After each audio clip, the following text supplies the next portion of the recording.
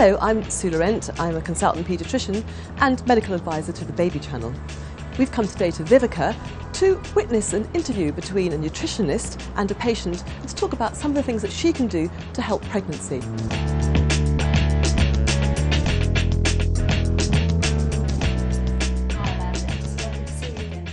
I'm great, thank you, really well. And how's Gabriella? She's great, she's 1 year old next month. Gosh, doesn't time fly? I know, it's amazing, we're having a great time. Good. And, you know, it's been a real joy. Brilliant. I'm loving it and looking forward to the next. That's right, so that's why we're here today, obviously to actually iron out all the bad habits that might have crept in over the last year and sort of recap how you are in terms of your mineral health and any deficiencies or anything like that, and get the diet sorted out. Okay. So we've got your sweat test results here, and actually yours aren't looking too bad. They're looking very good. Good. The zinc level is just within the normal range, but it's at the lower end of normal. So I think actually we probably need to do a little bit of work with that. Right. And maybe it's also indicative of the fact that you've had a bit of a chest cold. You know, Yes, I have. The immune system's Caught probably from baby. a little bit low. So actually we need zinc for our immune system as well. So I think what we can do is we can maybe try and build that up a little bit more if we can. Okay. I'm going to give you a sheet here which actually tells you which foods are rich in zinc. So we're not only just going to do it by maybe supplements, we can actually work with the foods that you're eating. Say, for example, pumpkin seeds are just a powerhouse of zinc and other minerals. So maybe bringing those back into the mueslis and things like that, or the breakfast cereals, or using them as a snack would be wonderful. Right. So the chromium level is looking good, so that's fine. Good, so you've obviously got your blood sugar into balance these days. You're not going for the sweets too much, or the chocolate biscuits. Like the flapjacks. Well, as long as they're sort of full of oat cakes and not too high in the glucose, I think that's fine. The one little naughty one is magnesium, and that's looking low, and that's very, very common when people have a lot of stress in their lives, if they're running at full pelt, or running a business, which I know you do, and also looking after baby. Yeah, I mean, I must admit I have been slightly stressed recently. So what we need to do is lift all our green leafy vegetables. Anything that is green, any vegetable that is green will have a lot of magnesium in it. And also, if you think about the greens, it's also full of folic acid, and that's going to be so important too. So I don't know how you've got with the greens. Lots of greens. Well, yeah, I mean, yes, I do have some, but probably I could have more. Well, I think the problem is if we are quite stressed or we're doing a lot, we're using up a lot of energy, we'll actually use a lot of magnesium as well. So that's interesting. It's quite low then, isn't it? It is quite low, and I think we need to build that up, not just through diet, but we'd maybe look at adding in an extra supplement on top of that, just to get you really built up over the next couple of months. Okay. And then we've got the toxic metals. That's lead, cadmium and aluminium and mercury, and they're all within the acceptable range, so that's fine. So we've now got Nick's sweat mineral analysis, and actually all the minerals are actually within the normal range, and his zinc level is looking quite good and quite high. Good. But there is a very high copper level.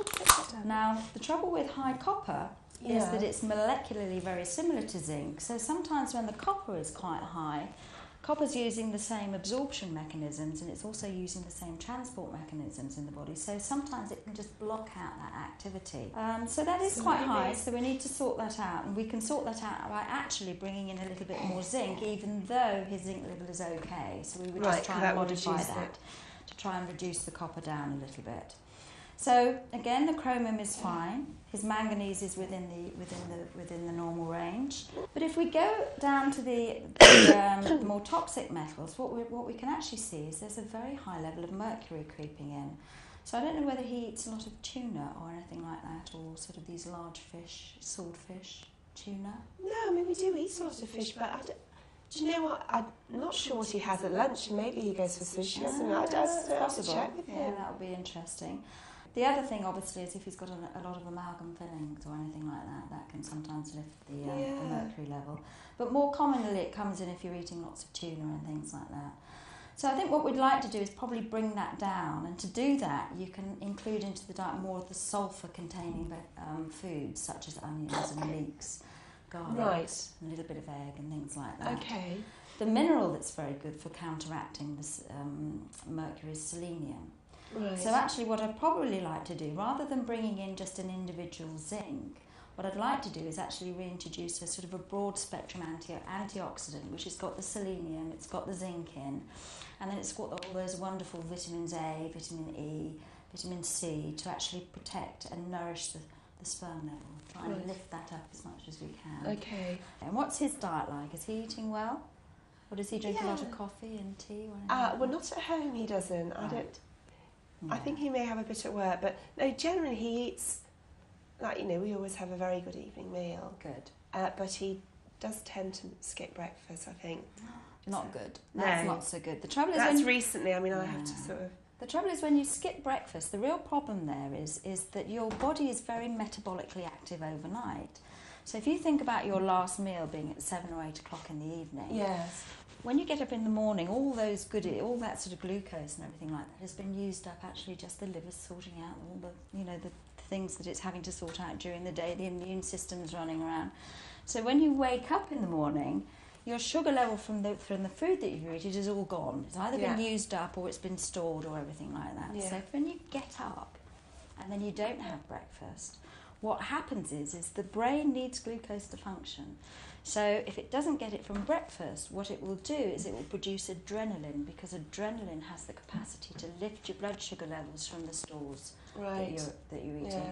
So automatically you're pushing that little stress button even before you've encountered any stress from your daily Yeah, there's activity. enough in the day as it is. So missing breakfast and missing meals is not a good idea for anybody that wants to get pregnant, either from the man or from the woman's point of view. Okay. So we need to bring the breakfast back in. Yeah. Okay, and then the other thing I just wanted to talk about is alcohol. Right. Has the alcohol crept back into Nick's regime or for- your regime?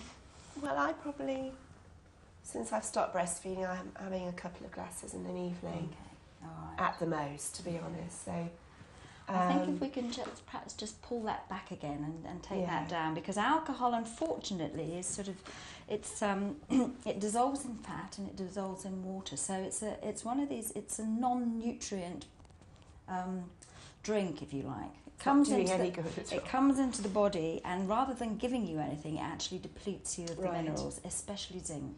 So I think if you're going to try for a second baby, given your age and given everything like that, I think we need to just maybe stop the alcohol. Stop for the next- completely. Yeah, I would. Yeah. It's especially important for the older mother and the older father, because the eggs are older. So and whatever washes over that egg and the development through as it travels out from the centre of the ovary to the outside will have an influence on whether it's good quality or whether it's been damaged or not. And obviously, if you damage the egg or you damage the sperm, then it's almost like tearing out a bit of the book of life, the pregnancy offering. So, okay. sorry to say this, but no No, alcohol. It's the one thing that I think people find most difficult. Well, I suppose after a day with, Stressful day, it's very relaxing, just one glass, isn't it? but no, we'll do it. We'll do Okay. it. But what is it true that the theory? I think my health visitor said that when you actually stop breastfeeding and you start your periods again, that those first 2 months are when you're most fertile. Is that true? I think it can often happen like that, actually. A lot of people conceive in those first 2 Yeah. months. So it's more important even, now to So actually now get the it's- diet back in check. Yeah. And how is the breastfeeding and the weaning? Is that going well? She's not... Yeah, she's enjoy. Yeah, I enjoy.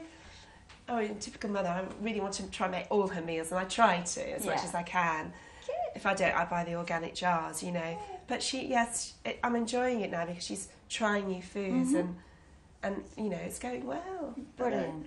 Yeah. Okay. Well, next thing we've got to get her off is the bottle now, isn't it? At 12 months. Yeah, well, I think that will be fine. She's taking water from the cup and everything like that, so I don't think that's going to be difficult.